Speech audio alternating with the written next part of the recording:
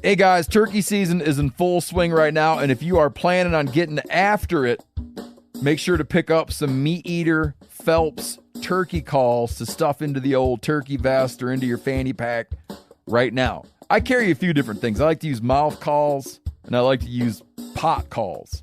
Mouth calls or diaphragms, I like them because it gives you hand-free calling, meaning when you're working a bird up close, you can have your gun on your knee, finger on the trigger, ready to roll, and still be making turkey sounds. I like pot calls because I just like pot calls. I enjoy calling with a pot call. Whatever direction you go, including a box call, which I don't personally use too much, but they're fun and great, and I started out with them. Yanni, on the other hand, one of my main turkey hunting buddies, he loves box calls. And what's funny is I'll now and then look to him and give him the look that means get out your box call and find us a turkey. So it's not that I don't like him. I just have Yanni use his. Then I don't have to carry it. Go to Phelps Game Calls. Get calls that are made in the USA and get calls that'll get them close. Find yours at phelpsgamecalls.com today. Hey, I'm KC. I'm Jimmy. I'm Eric. And I'm Greg. And you're listening to The Element Podcast.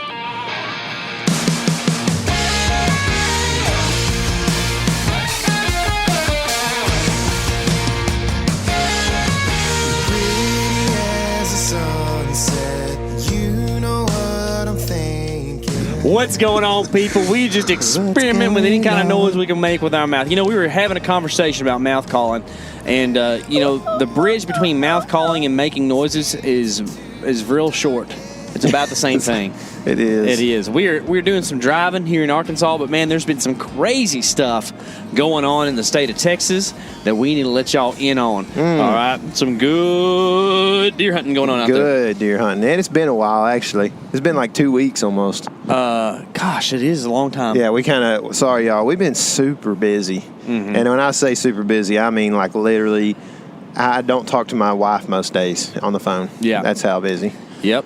So, and, you know, I'm the same way, and they don't like that very much. So don't go too long. The other day I was sitting in the truck, and I said, I think I was talking to Michael or maybe Clay. I don't know who it was, somebody. But I was like, man, I have not talked to my wife in 2 days, so I should probably call her. Yeah, that's good. how busy, man. That's how busy. Eric, how busy are you? Napping or yeah. Eric somehow in the busiest time of the year still finds a way to take a nap every day. Hey, on the daily, baby. On the daily. You got to maximize your time. Yeah, I believe it. Yeah. So Maximus would be a good nickname for you? Yeah, Napsimus. So Napsimus. Napsimus. Speaking of nicknames, Gregnet. Yeah. If y'all don't know, there's a real funny spoof video on the internet about the word pregnant and how people can't spell it. And Gregnet is one of the ways that it is spelled. It's sometimes. Actually by Eric's favorite artist. It is. Lublin. Mm-hmm. Yeah, there's a shout out for you, Luby. Go check him out. There you go. There you go. Oh, Luby. Oh, Luby's Diner. That's my grandparents' favorite place to go eat whenever we'd go places. Me too, man. I used to go my Meemaw all the time. I miss Furs, dude. I'm sad it closed down. You know, in Sulphur Springs, it lost the... At night, the U and one of the R's wouldn't glow, so it said Effers. That's bad news, funny. man. They should have fixed the marketing, but they've bulldozed it now. So apparently they weren't too interested. I wonder what's going to go there. I know. What is it?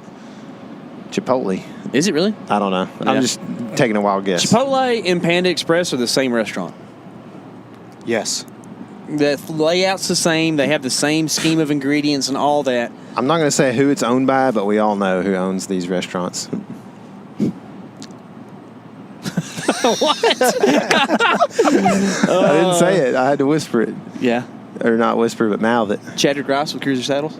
No. Oh, I thought it was him. No. It wasn't him. We just got off the phone with Chad. He's a nice guy. He is. He also makes the saddles that we use, and we use them like crazy this past week. Eric used it, to his advantage on Texas Public recently. Mm-hmm. Man, Eric, gosh, let's talk about that. Let the cat out the bag. Let's go. Shot my first buck ever. Oh, you gave away the punchline at the beginning. Hold on. What? This is the first buck you've ever shot? Yep. Or the first? Only my second deer ever. I thought you shot one before. A buck? Oh, dadgummit. That's why they Yep. make the shirt. Yep. Yeah, that's exactly Yeah. why. You should go check them out. Buy one. When you Yeah. shoot a buck and you don't find him, they say They dadgummit. say, "Dadgummit."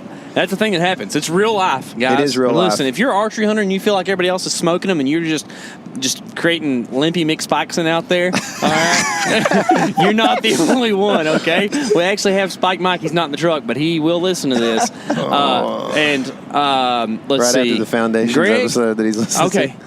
Every single one of us, Eric, you haven't missed this year, right? I did. You did. Nebraska. Yes, every Yep. single one of us has missed a deer this year. Yep. to. Yeah. So it is a thing that happens to good archery hunters, okay? But Eric was no misser. No. He's a No, Mr. sir. Buck, is what he is. Mr. Buck. So, good. Eric, let's talk about your journey a little bit, okay? And this is actually leading up to the release of a video, probably titled Eric's First Buck or something like that. Yep, Yeah. something like that. My first buck ever. Something to that Biggest extent. buck okay? ever is it? Biggest Yeah, buck sweet. ever. That's what we name it for sure. Eric, give us a little bit of backstory to your. If you're a listener of the podcast, you've heard this probably because. First of all, Eric is actually really good on podcasts because he thinks about what he's going to say. Where I go too fast. So all that to say that you've talked about this a little bit in the past, but it's a good opportunity to kind of revamp, talk about kind of your beginnings as a hunter, and then kind of where you're at now. 19 I Let's was. see, I was just going to say.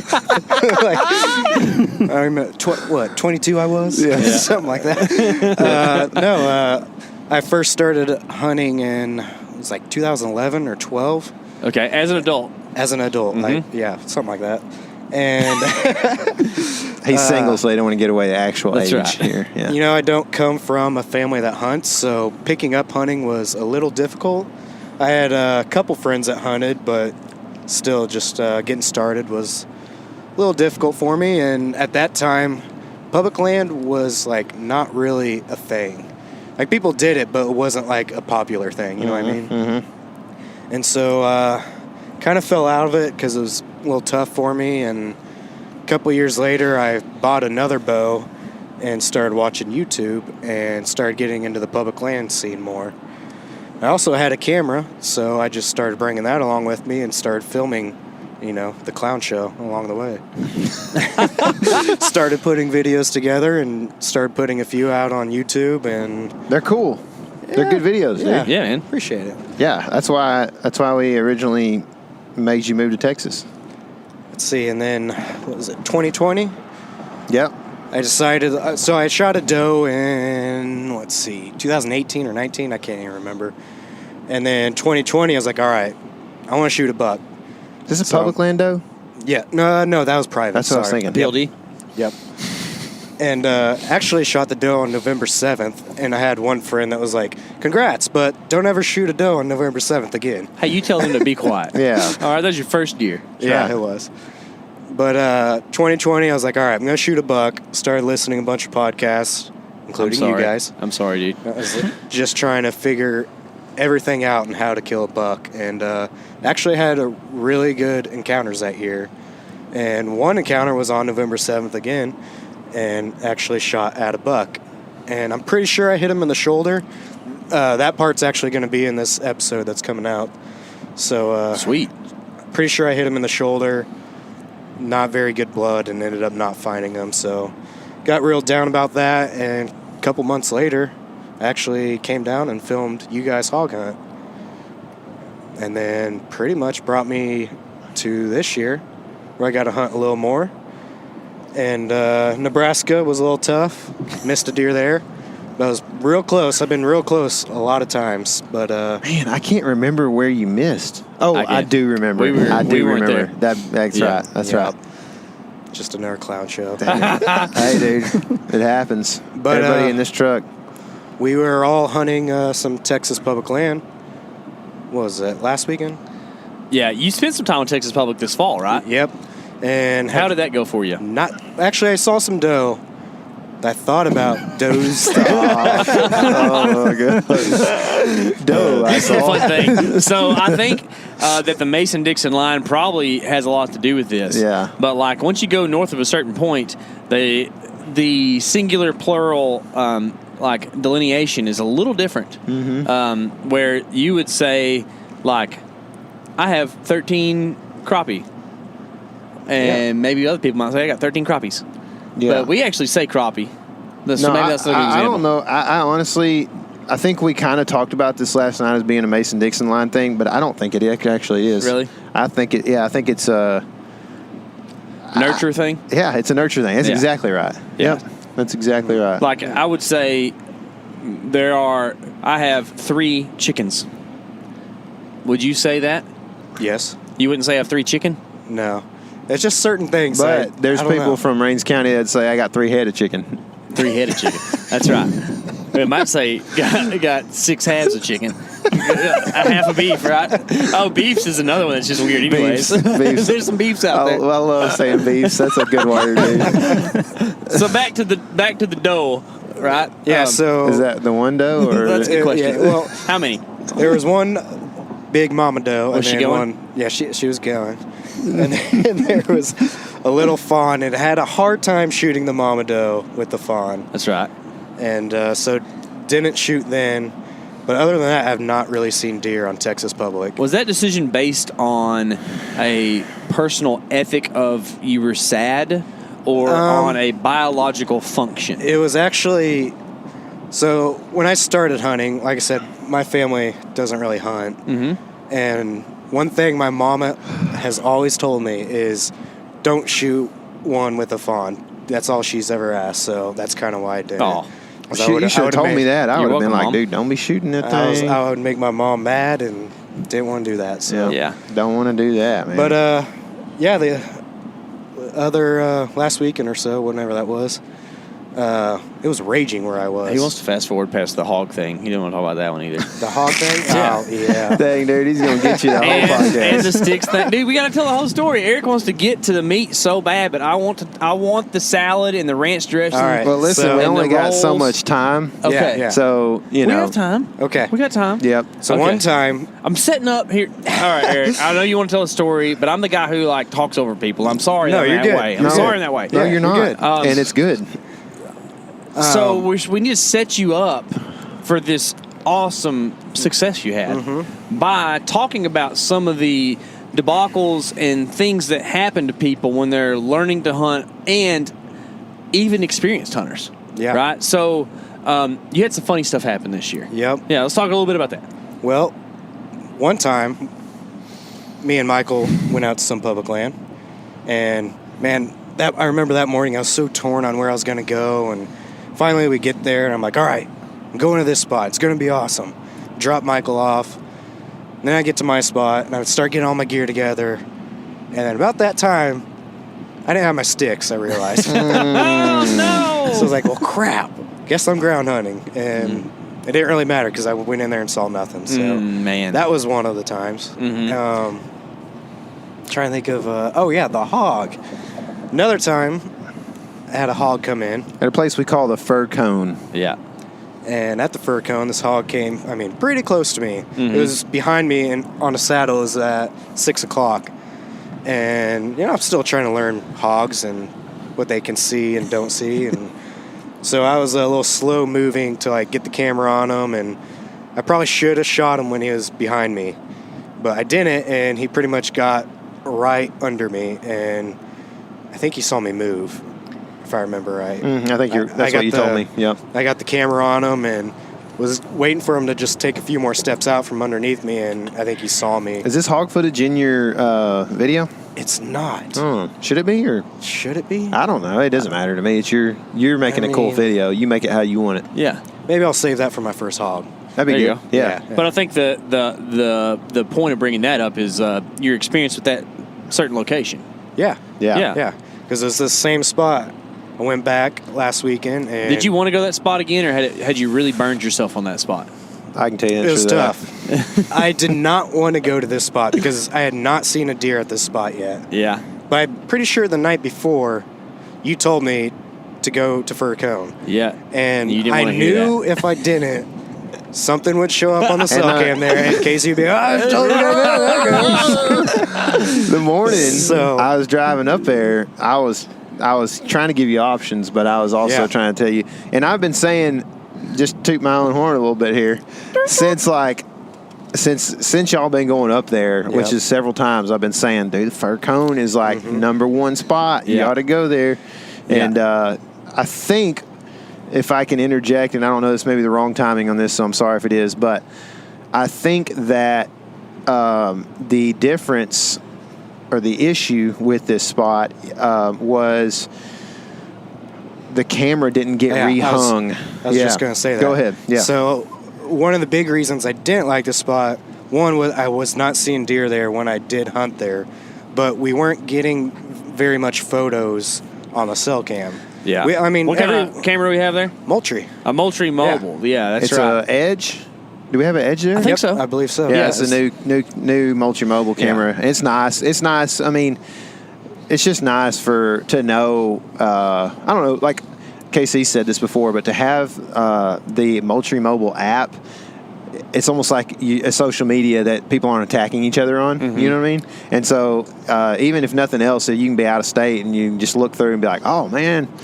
That's cool. Getting to look at buck pictures, that's right. and he's like, oh, that's a real hot area right now, man, when we get back, Well, one of the neat things about, and not neat about fir cone, is that it's DMA, which we call deer movement area, to where it looks like a really good pinch, but actually deer move through there in like a 75-yard area. They just kind of weave in and out. So this is one of those situations where the cell cameras are really nice. Having that Moultrie app showing you deer is nice, but at the same time, it's not telling you the whole story because the morning you went in there, it took no pictures. Yeah.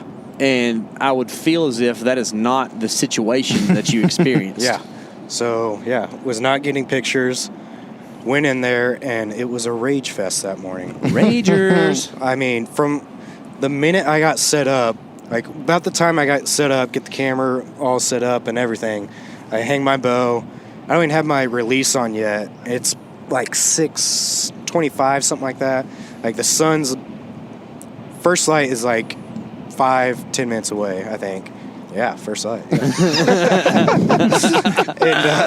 And I hear something big moving, probably 40-50 yards away, and I could see it. It was a big body, but I couldn't tell if like the rack size or anything like that. May have just been a big doe, but the way it was acting, it looked like a big buck with his nose to the ground. Yeah. And so that got me juiced up. And then once the sun came up, had another buck coming through on the same trail, nose to the ground, and then another buck followed that buck. And so I knew there's probably a hot doe in there the night before or something. And I think it was the second buck that came through. I gave him a little doe bleat call from Phelps, the new ones we got, and he came half circle running to me, and I thought I was about ready to shoot this deer because he came, just nose to the ground. He crossed this little creek, and I came full draw when he was probably 10 yards maybe, and about the time I came full draw, I think he caught me doing that because he looked right up, saw me, and was out of there. I was like, dadgummit. He was a nice deer, man. I don't know if I've seen the footage of that deer. I'm interested to see him. We have him on trail camera. Do we? I think real close to the time that he went in there. Like within a day or two. Interesting. And this is in that episode. I didn't get footage of him with my main camera, but he's on my GoPro, so you'll see that encounter. Wait, is he the one with the weird side? No, he kind of looks short beamed, but he's just wide. Okay, cool. So that happened, got me a little shook up, and didn't know if I was going to get another chance. Yeah. But not long later, another buck came through, same trail, and I hit him with the doe bleat, and he looked up and heard it, but just kind of kept eating, and I wasn't sure if he heard it, so I used the buck grunt call from Phelps too. What was he eating on? It's a good question. Something green. He's eating on the ground, stuff on the ground? Yeah. And hit him with the grunt call, and he heard that, but then he started coming to me, but was still eating. And he kind of slowly made his way towards me, and then just started thrashing this little conifer tree. Coniferous. Yeah. For about 3 to 5 minutes, I watched him just thrash this tree. Was it a fir? It was a fir. I would say not. No. You don't think? It was a juniper. The juniperous. But this whole time, I'm like, I don't know if this buck's legal enough. The whole 13-inch wide. Oh, he's legal enough. That makes it stressful, doesn't it? It For does. you and your first buck, it makes it stressful and takes away some of the enjoyment of the experience because you're like, man, I want to shoot this thing bad. Yeah. I would love to shoot a deer, a buck. Honestly, at this point, I didn't think I was going to shoot this buck because I did not think he was legal. Yeah. And I kind of just watched him. And then he started stepping out more, and I got a better glimpse of him. Like, this guy might be legal. And then he stops right at 20, and it's just like a golden opportunity. I'm like, man, I don't know what to do, and I'm holding my bow. And then he finally looks at me, and he is past the ears. Let's go. Yeah. And he looked tall, and He was tall. I came full draw and just put what I felt like a money shot on him. And he ran off, and at this point, I'm like, now I'm freaking out, like, crap, is that deer legal? Yeah. And It's the worst. oh, yeah, especially never shooting a buck, that happens. And pretty sure I heard him crash not long after, but I wasn't positive. I knew the shot was good, but I knew it was maybe a little bit back. So I thought I maybe hit liver, but... Yeah, this ain't an outdoor TV a little bit back either. It actually is a little bit back. It's not like a lot of bit back. But I heard, like, not necessarily a crash, but what it sounded like he just laid down. But I just wasn't positive, so I immediately called Tyler, tell him what's up. Yeah. I was trying to, when you called me, I knew you were worried about the, withdrawal. Yeah. And I was trying to convince you not to worry about it. Yeah. Because it's just, I don't know, that ruins the moment, dude. It does. You know what I mean? And I did not want the moment to be ruined for you, so I just told you that I could easily cut his antlers off and glue them back to where they were wide enough. It totally works. It was hard for me to get excited because, one, I had shot that buck in 2020 and never found him. Dude, so, I've done the same thing. I've shot a deer that was like barely legal before, and it ruined the whole thing thinking about if I made the right decision or not. Mm-hmm. So I had that, and then just the worry of man, am I going to find this deer? Because I've been down this road before, and so just wasn't excited, just kind of a little just up in the air, like what's about to happen. Yeah. I think we all got together then, ate some Mexican. Mm-hmm. That's pretty good food. Mm-hmm. Right? Mm-hmm. And I love Taco Bell. It's so good. But we went back out there, brought the game cart.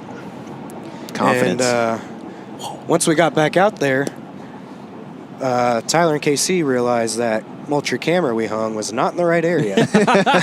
Yeah. So we placed that in the right spot, and I think we've been getting better pictures since then, right? Some. Yeah, there's been a few around. There was good pictures in mid-November there, but we were out of state. And I feel like that if we were getting good pictures there, if we'd have had it at the spot we originally had it, it would have been unbelievable. Yeah. Which me, Michael, and Greg were the ones to hang that camera in the summer, so that's why it was not in the right spot. Well, and it's hard in the summer sometimes. You can't really, things don't stick out as well. The trails aren't as good, those kind of things. But, one thing, I guess I'll talk about this a little bit too. This is a tip, because this reminds me, or I'm reminded, or I guess this tip comes to me through how we found this spot. And we ended up finding this spot based off of hunting squirrels in the snow. And we found a couple of tracks where it looked like some deer had gone through a specific spot that was kind of in the woods. And it kind of looks like a pinch when you're in there, but outside of that, it's hard to see on the map. But I'll just give you a tip real quick on OnX, on how to use OnX to your advantage and potentially find these spots a little easier. One thing you can do on OnX is you always have, or a lot of people at least, have the private property lines on. And if you use that layer and you have the private property lines on the private properties that are surrounding the public, you can see the old fence lines that have been there for generations a lot of times. And that not always, but that old fence line that comes off of a property that may be like, say, 160 acres or something, like that's a quarter section. That's been there a while.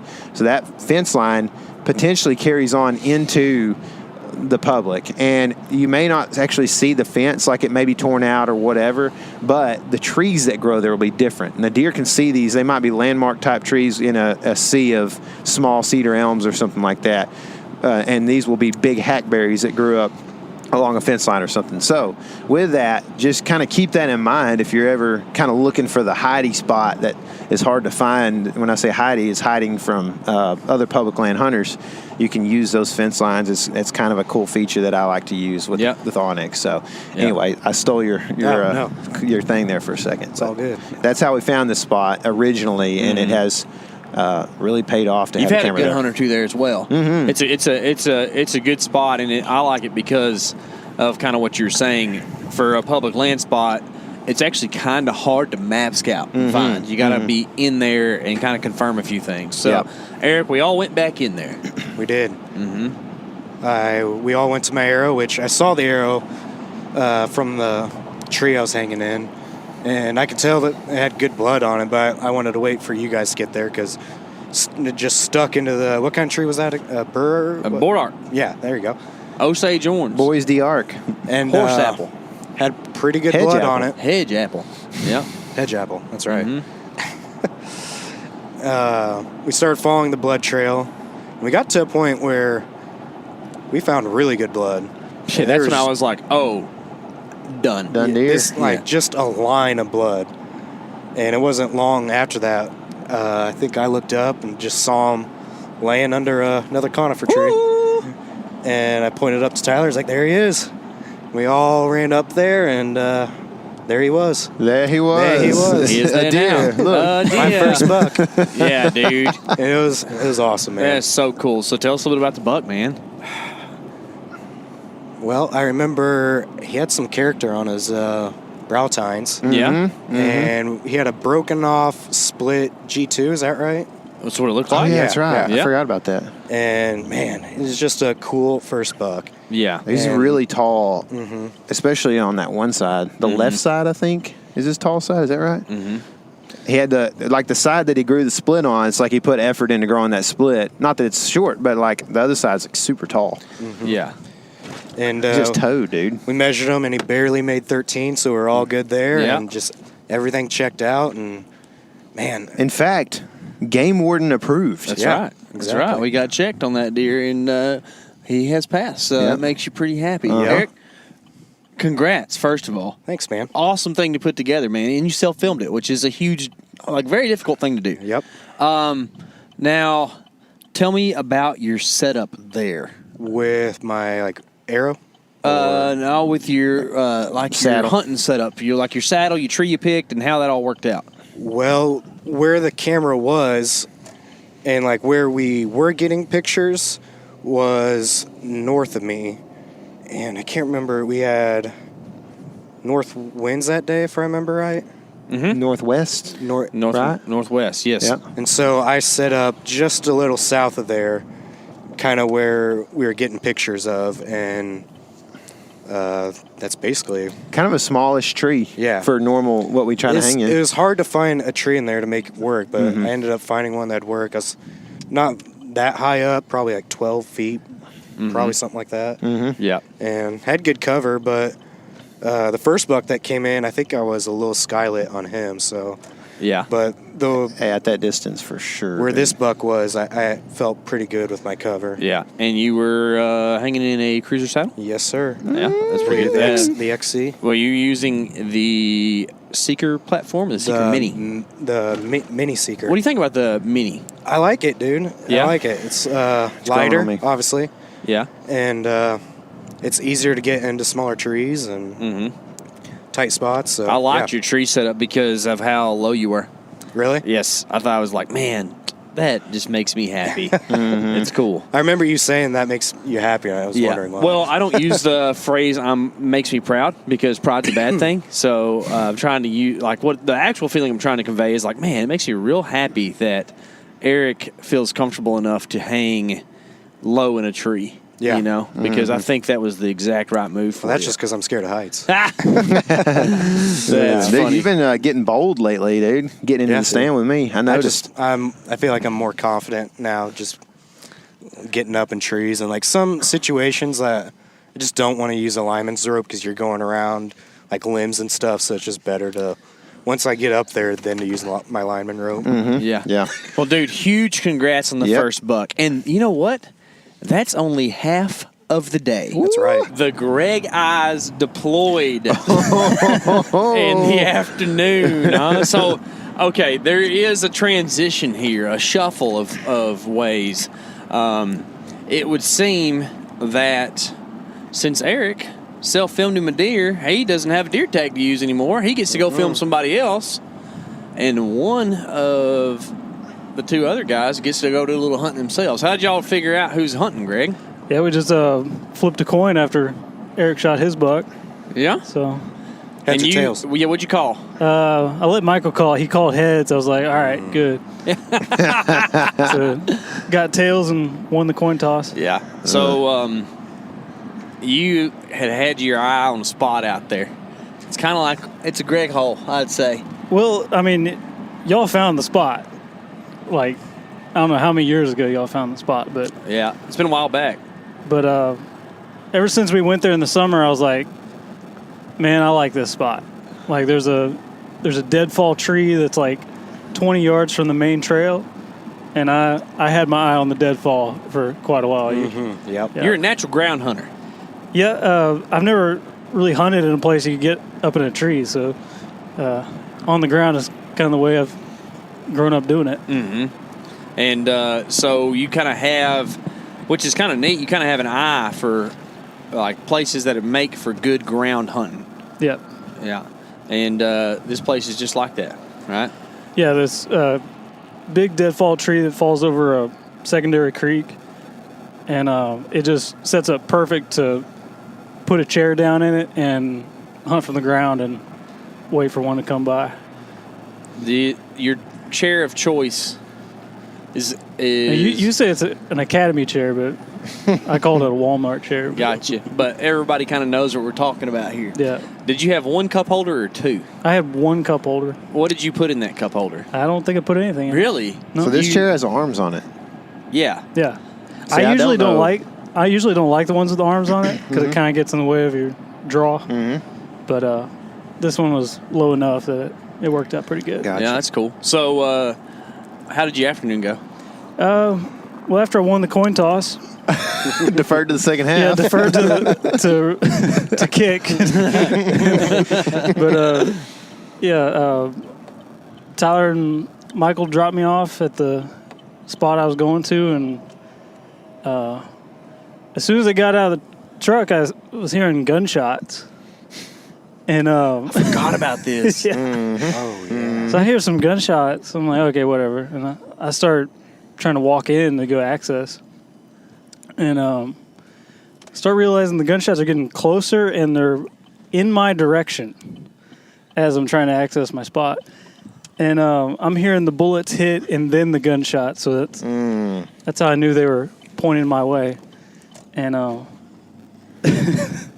I get about halfway to my spot, and I thought the shooting was done, and I started walking, and all of a sudden they just start pouring gunshots in my direction. Oh my goodness! And it was unintentional. Yeah, You think? they're just shooting at stuff, but they happened to be shooting towards the tree line that I was walking. So Golly. I'm hearing gunshots, and I just take off running into the woods because I was like, I got to get some cover between me and the gunshots. Gosh. And this is all on video. And I appreciate you taking. I was like, risk I'm at of least life going or to film limb. the last few minutes of my Yeah, life. that's Like, right. It's like I might die, but I'm going to take the time to hit the record button. That way they know what happened. yeah, there's got to be some evidence. Yeah. But I take off running in the woods. A couple of bullets you can hear, like, it sounds pretty scary. But after I get past that, and my access is terrible by this point because I just busted into the woods, not going where I wanted to go to access the spot. But earlier that morning we had seen a good buck on trail camera. Go through there, and I had a good feeling he was going to be on the other side of the creek crossing, so I didn't think my access would be too bad if I came through there. But I got in there at a decent time. It was probably 3:30, 3 o'clock. I don't know. Got set up, and within 20 minutes of being in the blind, this small buck comes down the trail, and he's working his way. I'm trying to tell if he's a shooter or not. I'm just trying to judge him. I see pretty quickly that, okay, this is a 1.5. Not going to shoot this guy. He might have been a 2.5. I don't know, but he works his way, and then instead of crossing the creek, he goes up the ditch and lays down 12 yards from me. Golly. Fun times. And Greg's the only guy that can pass that test. There ain't nobody stiller than Greg. The only person is the Statue of Liberty. That's right. you got to be still to hunt on the ground. You ever been driving down 45 and you see that majestic white porcelain statue of Sam Old Houston? Sammy. That's Greg when there's a deer around. Yep. Sentinel. But this deer lays down at 12 yards and lays there for probably 30 to 45 minutes. Lays down. It takes me 15 minutes to get my hand up to turn the camera off. It doesn't surprise me a bit. And he's just laying there. The wind's good. He's not going to smell me, and he just goes about his business. And then after 30, 45 minutes, he gets up and kind of mills around, feeds on stuff, and kind of works his way into the brush. I hear him every once in a while, but I'm not too concerned with him. But then about 15, 20 minutes after he got up and worked his way that direction, I started hearing a deer in the same direction. I was like, that's probably just him. I keep looking over there, and then I see a deer. I'm like, okay, it's probably him. And I see antlers. I'm like, hey, is that him? And then I see a big, giant right side come through the brush. I'm like, okay, this is a shooter. Yeah, and he takes his time, like works his way. Probably takes him 7 or 8 minutes from the point I saw him, and he's just feeding on stuff. Works his way down to the secondary creek crossing, and crosses the creek. Kind of runs through the bottom of the creek like they always do, and kind of slows up his walk once he gets to the other side. And he's at about 20 yards at this point, and he's at a really slow walk. And I just felt good about the shot, and I shot him at 20 yards on the walk. Dang, bold man. Yeah, I never thought I'd even like do that, but just naturally, I didn't grunt stop him, and I just took the shot. Yeah. And shot sounded good when I let it go, but I was like, crap, was that too far back? I don't know. He runs off about 35 yards and stops, and then he blasts down into the creek bottom and just crashes into the bank and just falls over. And so I was pretty pumped at that time. Yeah, did you give him a boom or a left-handed fist Left-hander. bump? Or I gave some left-handed fist bumps. Yeah, for sure. Fist pumps. But, bumps and pumps. Yeah. Bumps and bumps, man. Bumps, pumps. That deer took a tump. So, was that deer slightly quartering away? I think he was slightly quartering too. Really? That's Because the way exit, that trail works. The exit comes out a little back of where it enters. Yeah. And so, you know, shooting a deer on the walk is a bold thing. It definitely can still be effective. I know Tyler's killed a few deer that way. I don't know if I've shot many deer that were moving. Also messed one up bad this year on the walk. Yeah. So, talk about a little, you know, you said instinctively you just kind of did it, but... Yeah, like normally I would grunt stop a deer, but I felt it was so quiet, and It was quiet. I mean, he was like on the ground like that. Yeah. I knew he was going to freak out if I macked him right there. Yeah. So And, did you aim differently? Yeah, I aimed probably at the point of the shoulder, and you still always hit a little further back than you realize. You do, Like, man. You do. Dude, I took a running hot. Except for South Dakota this year. That's right.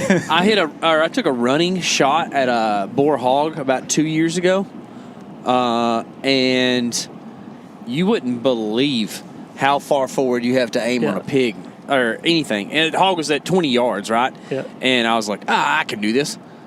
Yeah. I hit like a whole hog behind that thing. It's crazy, man.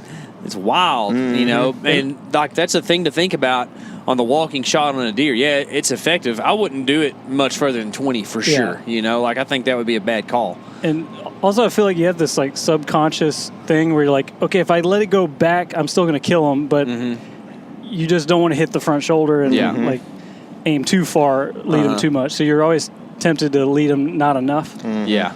So that you actually hit, you know. Let me ask you this. There's this thing in like wing shooting where there's like a follow or there's a like people pass through, or supposedly what I've heard the most ineffective thing is to like point in front of and wait on the bird to come into your shot and pull the trigger. Yep. What's your method on taking a walking shot on a deer like that? Well, I mean, I never really had a method until this point. It just kind of happened, but I drew, and I was just kind of following him as he went through shooting holes. And then he got up into the open. He slowed up quite a bit, and I just felt good, and I just hit the trigger. So you kind of like brought it into him and shot whenever you got it where you wanted it to like be. I was on him for, I mean, probably 5 to 10 yards of just following him through my peep sight. Yeah. And he finally slowed up, and I was like, I just settled the pin and just let it rip. So you shot this buck with a fixed or an expandable? Shot it with a fixed blade. What was your decision behind fixed blade? Well, the trail leading up there, I felt like there's a chance that a deer could catch me and freeze up, quartering to me like pretty hard. And there's some brush in there. I was like, I had a expandable I was going to try out because I've never shot them before, but I felt like with the brush and the chance of a quartering two shot, I was like, I'm just going to go with a fixed blade. And I'm not shooting over 25 yards in there, so I'm not too worried about accuracy. And I wouldn't be worried about accuracy either, man. It's no big deal. At 25 yards, I feel like I'm going to hit what I'm going to hit. You can shoot pretty good. So I have a theory on, your deer ran out 35 yards and kind of stood around. I was like, what's going on? Yeah. I think that there's two things that assisted in that happening. And those two things are you're shooting a slower setup. So like your FPS is like in the 240s, I think, right? Yeah, it's pretty slow. And which is still plenty fast enough to kill deer. Oh, yeah. Yeah, like it's not a big deal at all. You're shooting a heavier arrow. And you're shooting hammers? Yeah, hammers. Okay.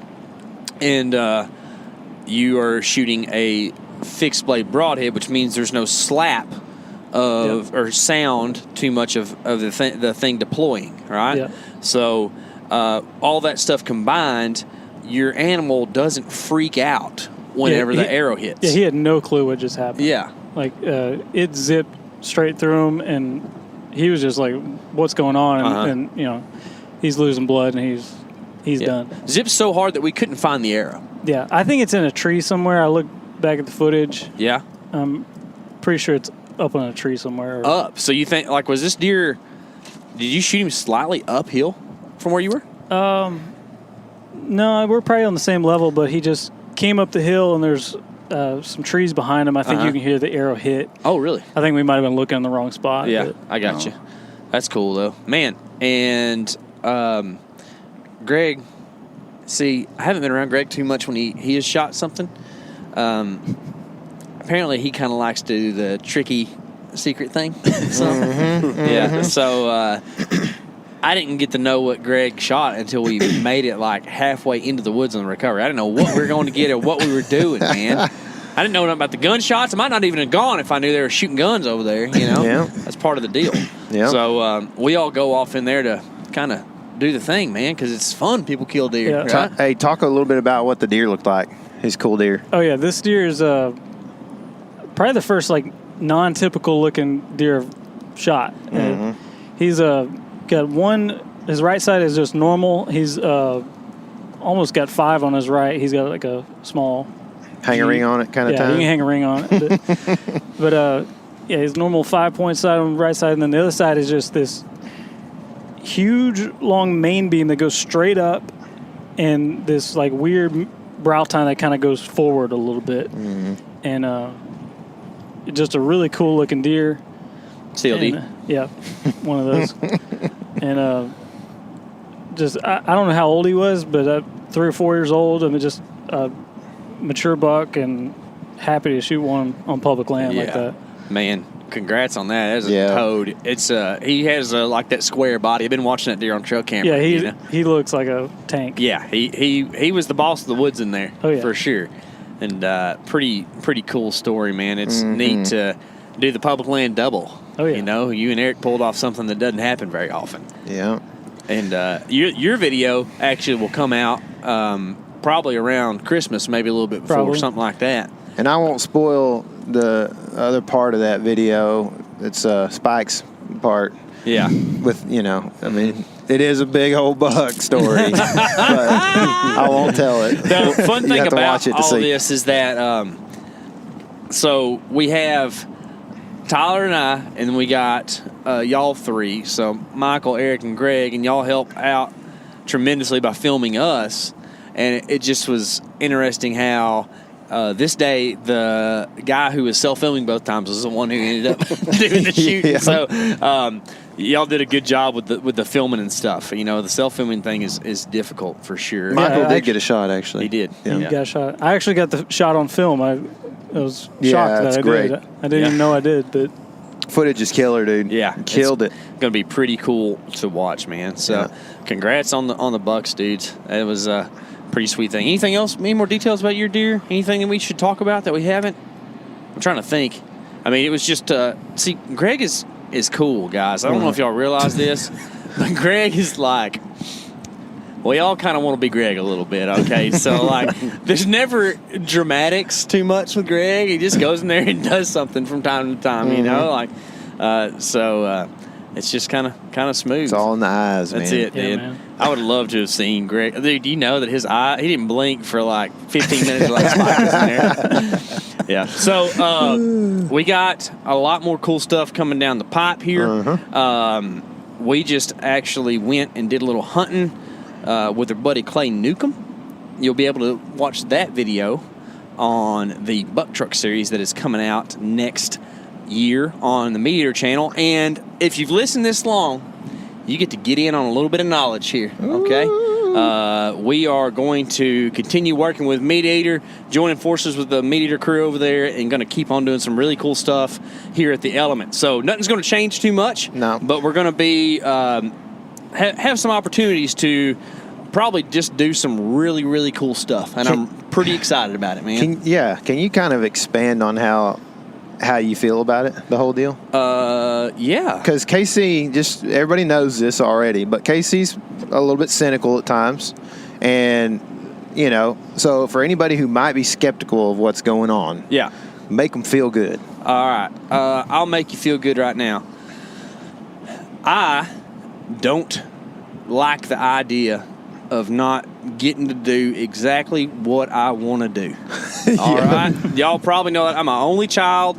Now, I do have a A-type personality, which is kind of not an only child thing to do, but I still have the independence of an only child. I have a little bit of the, what did Clay call it? Like a little bit of the snappiness or whatever it is, like got a little edge to the way I think about things, and I'm not afraid to tell people like it is sometimes, according to our other buddy, Scott, at the, this week. Raw truth is what he said. All truth. And I'll tell you the truth right now. We are going to be able to be ourselves with Meat Eater, and it's going to be awesome. We're going to be able to continue traveling the country, doing some really cool stuff, shooting deer, and honestly, it's just going to make things more streamlined and give us more opportunity to do that kind of stuff. And if you followed our podcast for a while, then you know who we are, and I can probably say this openly.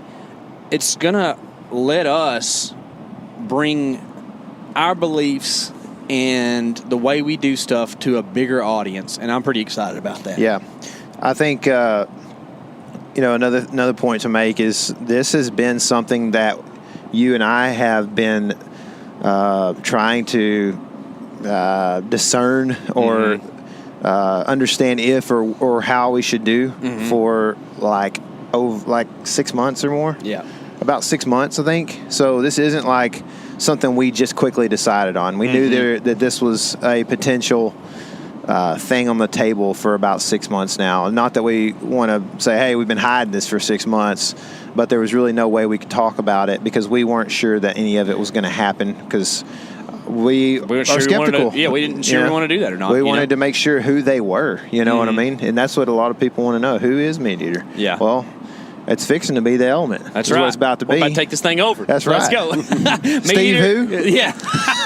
Stephen. So Meat Eater's full of people who like to hunt and fish, and that's us too. So this is gonna work out pretty good, I'd imagine. I'm looking forward to pretty much getting to do what we do now, but also just have a bigger, stronger network. So it's gonna go well, guys. Yeah. And if you are a supporter of ours and have been around for a while or new to us and like us a lot too, we appreciate your support. And by no means do we want this to be a situation where you feel abandoned or turned away. In fact, Meat Eater's going to hold us more accountable to making podcasts happen more often. So hopefully you'll get a few more of these. We're sorry that we've been so busy this fall and things have been sporadic, but we will get back on the weekly schedule here and be having these things for you. So if you have something that you want to talk about, need to reach out or whatever, feel free to send us a message on social or whatever. And we appreciate y'all's support. With that in mind, remember to be who you are, all right? You are a creation of God. You are who you were raised to be. Don't shy away from who you are. You know, there is ultimate truth, all right? It's out there. It's in the Bible. You need to try to be who you're supposed to be, do things right, and, this time of year, it's time to be a family man. You got holidays coming up. You know, you got that kind of stuff going on. Make sure that you're spending time with your family. Show them you love them. They might not be around for forever. We're talking about some of that stuff this weekend. Man, things can change in an instant. So make sure and spread that love. Remember to be who you are, and remember, this is your element. Live in it.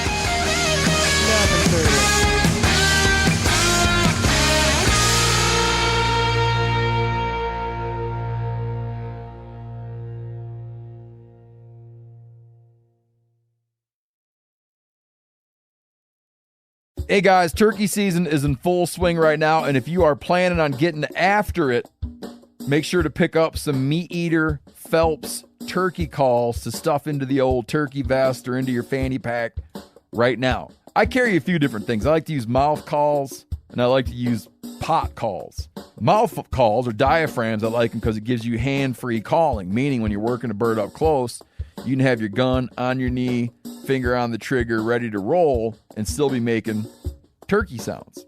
I like pot calls. I just like pot calls. I enjoy calling with a pot call.